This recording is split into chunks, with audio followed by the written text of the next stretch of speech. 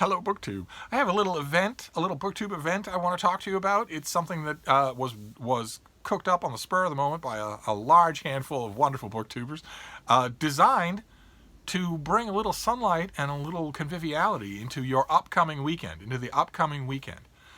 It's called the Romance Takeover Buddy Read, and it's hosted by almost a dozen fantastic booktubers. And I say fantastic even though I only knew about one of them ahead of time. That one of the greatest parts for this whole thing for me was learning about a whole bunch of other great booktubers, all romance booktubers. This is a romance read-along, a romance buddy read. And it has, I learned about it through Sarah at Steeped in Books. I saw the announcement video on the TBR on her channel, and that had a list of all the other hostesses. And I will leave a list with links because I went to their channels right away and subscribed. I fell in love right away with all of their channels, all sorts of different takes on the world's most popular and best-selling genre of fiction. So let's not. We won't dwell on that too much. We're not talking about a niche here. If the romance genre disappeared, the book industry would collapse. Simple as that.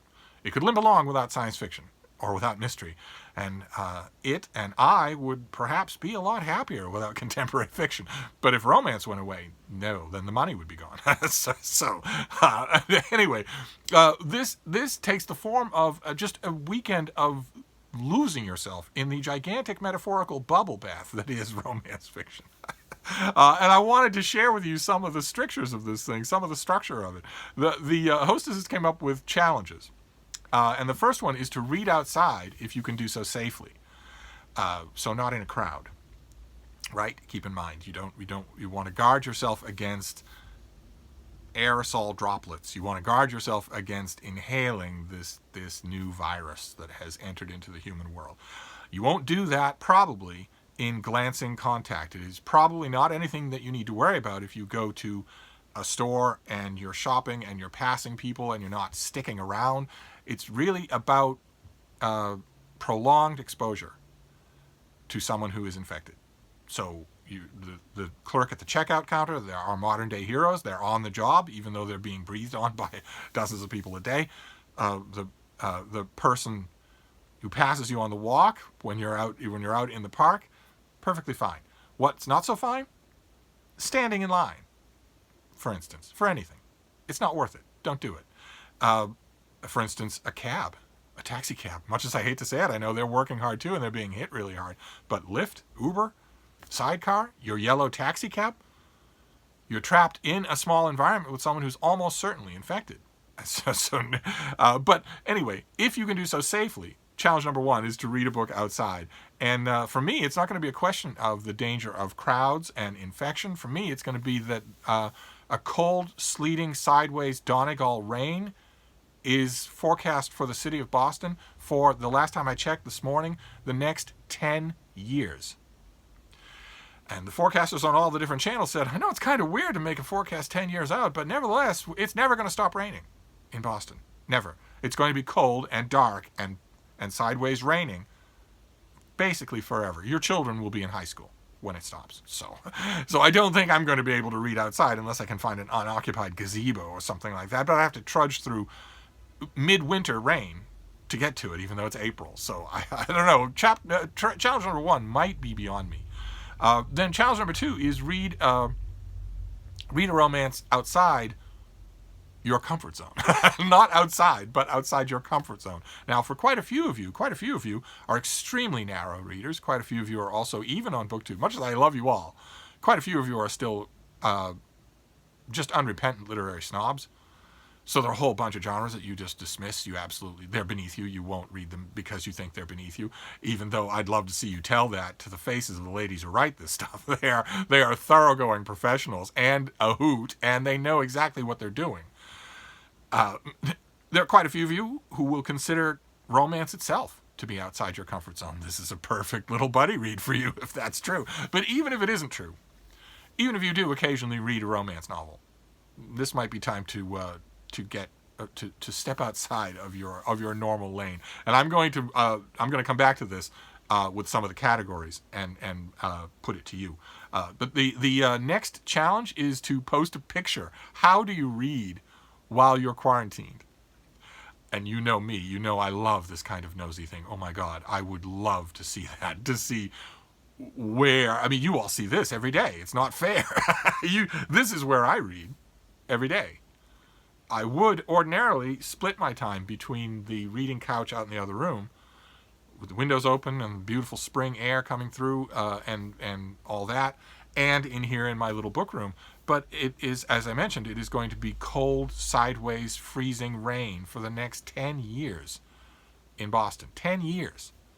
So I'm not going to be able to use that. That couch is unbelievably drafty when it's chilly outside. So I am once again being bedeviled. I can't believe this is every video. I am once again being bedeviled by my own romance. By my little Frida, who just will not behave when I make videos anymore. She's become very, very... You become very spoiled having me home all day. You have. I'm with her all the time now. And that has made her extremely peckish about when I sit up to make a video. She doesn't like it at all.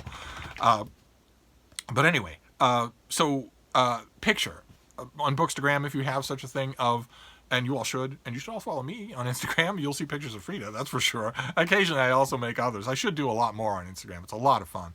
And it doesn't have anything like the toxic nature of Twitter. It's just visuals mostly. But you want to post a picture. That's the next challenge, is post a picture of where you're spending your quarantine. Where are you doing your reading? That sounds like so much fun to me. And then the last one is to post a picture of your favorite treat or snack. Not necessarily a treat or snack that you indulge in while you're reading. I don't, for instance, because it distracts you from reading. But one way or another, your favorite treat or snack is something that we are all becoming acquainted with, because we're spending a lot more time doing nothing at all except staying at home. I did that anyway. But even so, I'm doing more of it, and I bet a lot of you are doing more of it than you've done since you were in high school. But there are also categories here. They're fluid. I'm not speaking for the ladies who are running this thing, but this is a fluid thing. The goal here is, aside from the challenges, which are so much fun, but aside from that, the goal here is just for you to do more romance reading. Just forget about your troubles and all the rest of our troubles for one weekend of romance reading. And the challenges are split between contemporary and historical. Or not challenges, but the categories. And the first category in contemporary is romantic comedy or chick lit. And I want to show you one that I'm going to read. I think these are supposed to be recommendations, but I'm going to do a combination of recommendation and TBR. And this is one that's coming out, or at least I think it has an April release date. I'm not sure if that's been changed. This is by Sarah Hogel, and it's called You Deserve Each Other. And I'm judging by the cover that it is chick lit. And the description sounded fantastic.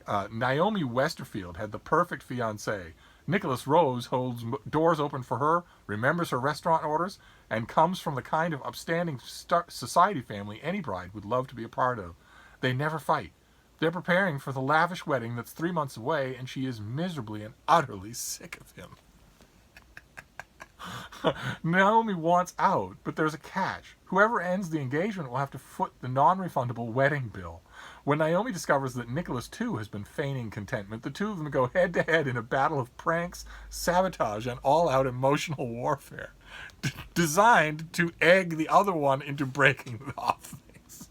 I think that's just great. But with the countdown looming to the wedding that may or may not come to pass, Naomi finds her resolve slipping, because now that they have nothing to lose, they're finally being themselves and having fun with the last person they expect, each other. That sounds very chick lit to me, and it sounds irresistible. So I don't know if this book's still coming out in the third week of April, but I'm going to read it anyway. Then the next one is sports romance. This is an unaccountably popular subgenre of romance. I've never understood it. And if you've ever known someone who is a professional, who plays sports professionally, then you have come as close as you're ever going to come to knowing a thoroughbred horse. And not a complex, brooding, Byron-reading bad boy. They're automatons. All they do is practice and then study film of them practicing. But there's an author, of course, J.C. Burton came to mind because she built her career on sports fiction.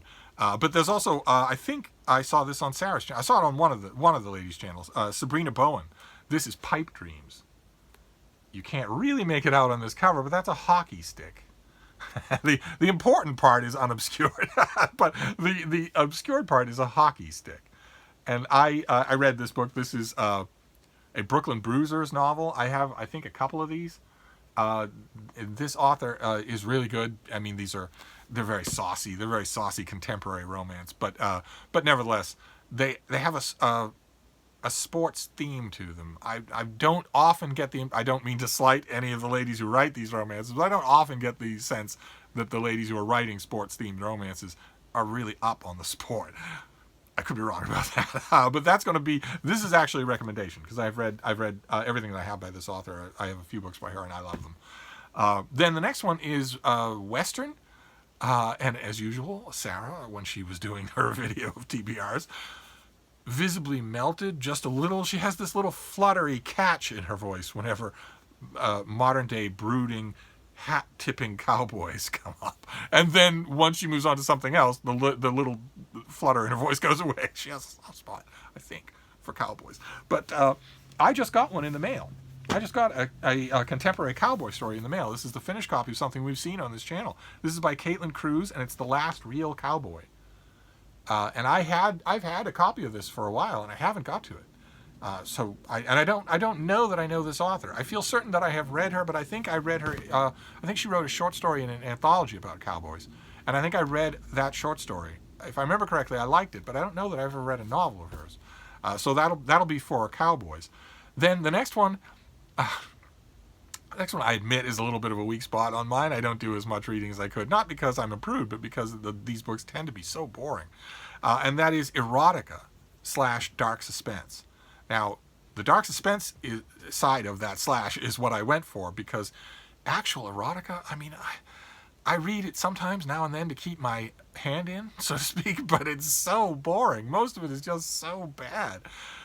If you think, like I do, that such stuff just has no place in fiction, that it just isn't interesting, and no more interesting than if your high-octane, incredibly involving historical novel were to break at the end of chapter 18 and chapter 19 were a recipe for cucumber stew.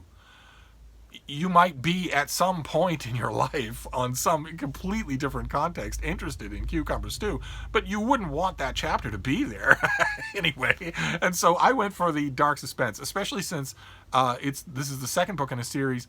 I read the first book and really liked it, so I'm looking forward to the second book. The books are by M.J. Calabrese, Calabrese, and the first book was Warrior's Way. It's a kind of an American Southwest, American Indian reservation, serial killer stories. A lot. There's a vibe of Tony Hillerman, but there's also always a slight overlay of maybe the supernatural. And Warrior's Way I really liked, especially since it deals with very damaged characters who are believably damaged. In other words, they don't heal instantaneously, and their flaws seem completely real, completely lived in. And there's another one. There's a new one coming out. I don't think it's out yet. It's called Mountain Way Chant by M.J. Calabrese, and I'm going to look around and see if I can get a copy, if I can get an advance copy from the publisher or from the author. And if not, then it'll just be a TBR. It'll be something that I'll get to as soon as I can, as soon as it's available to me. And the same thing for the next one. The last contemporary prompt is LGBTQ+. I have examined this acronym, and it is the sooner that people abandon it, the better. I have examined it, and it's long. It's very long. That plus goes on for 10 more letters. And most of the letters are just absolutely insane. Just absolute insanity. Things that they absolutely are not a sexual identity. They absolutely are not that. Some of them profess to be huge segments of the population when they are in fact 1/1000th of 1% of the population, and that 1/1000th of 1% is suffering from a debilitating medical condition, not a sexual orientation that they should be proud of and seek. One way or another, I've always had a problem with this acronym, not only because a lot of the things that are abbreviated by those letters are just nonsense, just absolute nonsense. There is no such thing as half the things that are abbreviated here, but also because when you do something like this, when you have an acronym that is enumerating who the people are that you think are worthy of personhood, you're inevitably excluding more than including. Why not just make a name, a word? I thought queer in 21st century parlance was that word for all of this. so you don't have to be enumerating anymore. Well, is my particular pituitary malfunction represented in this acronym? And if it's not, even though it is so statistically rare that according to the physician's manual, it doesn't actually exist.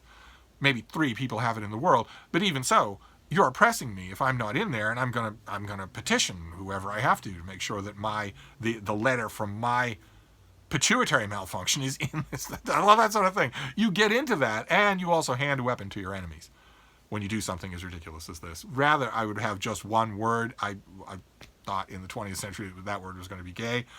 I'm okay in the 21st century with it being queer or something else, but not. But anyway, you know what I mean. You know what's meant by this acronym. I can't stand it. I don't like even saying it. But there is there is a book that I read. Or no, I didn't read. I saw that its sequel was out. It's a 2-part story by Rick Betancourt it's The Marketing Beef Duology. And I was interested. I liked the description of the first one. And I think I downloaded a sample, and I didn't think anything of it. And then I saw that the next one is out already. And, so I have to read the first one. And it's the story of a total catch of an accountant. He's introverted, he's mild-mannered, he's soft-spoken. He hits the gym on a very regular basis and is therefore rock-hard and steely-sinewed. But he also has a steel-trap mind and a great organizational sense and whatnot. Because he's a crippling introvert, he's not looking for any kind of love. And his company takes on an executive who is everything that he is not, the opposite in every way, and sparks fly. And I wanted to read that first one, and now I'll be spurred on because there's a second one. So those were the contemporary categories, plus a rant. I will not duplicate the rant in the second, because the second group is historical. And the first one of those is medieval, which is, again, something that I would much, much rather read a history of medieval times than medieval fiction. Usually. I've almost never seen medieval fiction outside of historical murder mysteries that captures the weird savagery and beauty of the medieval world. And romances I've certainly never seen do it because it can't happen. Because it can't happen. Except in unbelievably rare circumstances. It can't happen. Medieval fathers viewed their daughters as property. But willing suspension of disbelief and all that. And I found one, I was looking around online, and I found one that I haven't read, and it's by an author I have read and liked. The author is Lindsay Sands, who does Viking romances that I've quite enjoyed. And she did a book called Always that apparently takes place in medieval times. And I had never heard of it before, so I'll be reading that. And then the next historical category is Regencies. And I have 80 million Regency romances. So I just picked one at random. This is The Uncommon Courtship by Martha Kirkland. And I will gladly read this, and now I will read to you about this. Miss Eloise Kendall had long known that Gregory Ward was a rascal in the first degree. So when he returned from London to visit Threwsbury Park and raise money for his burgeoning political career, she assumed his warm demeanor belied a heart as cold as ice. Eloise hadn't forgotten the times before when he'd embarrassed her, and no longer the schoolgirl Gregory could remember from his youth, lovely Eloise would resist his superficial charms. But when her younger brother is kidnapped, Gregory goes into action with money for a ransom and cold steel waiting for the brutes who would harm young Jeremy. And in the heat of the moment, the mistakes of the past melt away like winter's first frost. And Eloise and Gregory's love is left to bloom. And that the whole joy of these old-style Signet Regency romances, I would once upon a time have told you, go to your used bookstore and harvest as many of these as they have, and I will reimburse you, but we can't go to post offices and we can't go to bookstores. I have enough to tide me over. But the thing about these old-style Regency romances from 30 years ago is the enjoyment of the formula rather than anything else, which is why that the back of the book is perfectly happy to tell you about the thing. It's perfectly happy to tell you how the book comes out. Because that's not the point. That's not the point of enjoying these things. So I will read this, but I could read any of them at all. I read Regencies quite often. Then let's see here. The next one is Victorian, and I have an example of that. It's How to Love a Duke in 10 Days by Kerrigan Byrne. This thing takes place in the 1890s. And I got it in the mail. I got it from the publisher a while ago and haven't actually dug into it. So the perfect opportunity to do that. And then the next one in historical is the American Civil War. And I don't have a book here to recommend to you, and I don't have a book that I'm looking to read because it's never done it for me. The American Civil War as a setting for romance novels has never worked for me. And I don't blame the setting and I don't blame the genre. I blame myself for that. I just haven't found the right author. So this gets back to the challenge up above. Read outside your comfort zone. This would count as outside my comfort zone. And what I want from my fellow romance readers, I don't know how many of them there are. I'm hoping that at least some of the ladies that are part of this buddy read will look past the characterization of yours truly in some parts of the internet as Satan incarnate. I promise I'm not Satan incarnate, and any of you could be hashtagged at any moment. I'm hoping that some of them will find my channel and like it, or maybe watch it already. But even if not, even if all of them are convinced, oh well, no, I've heard rumors about him and whatnot. I have no idea. I've long since stopped really caring about it, except in situations like this where I would like to be part of the fun. But Sarah, I think Sarah can put up with me. And she might have American Civil War recommendations. I don't have one, and I'd like one. So I'm going to put the call out there. And then the last one is for historical is LGBTQ plus. I'm not gonna get into it all over again. And for this, I have here we go. I have a recommendation. This author is terrific. This is Cat Sebastian. It takes two to tumble, but Cat Sebastian has a whole shelf of usually Regency era gay historical romances that are, I don't know how to explain. To those of you who are young, I cannot explain to you what an unbelievable revelation, a surreal dream come true. Just a simple thing like this cover would have been to readers of mass market paperbacks in bookstores 40 years ago who were gay.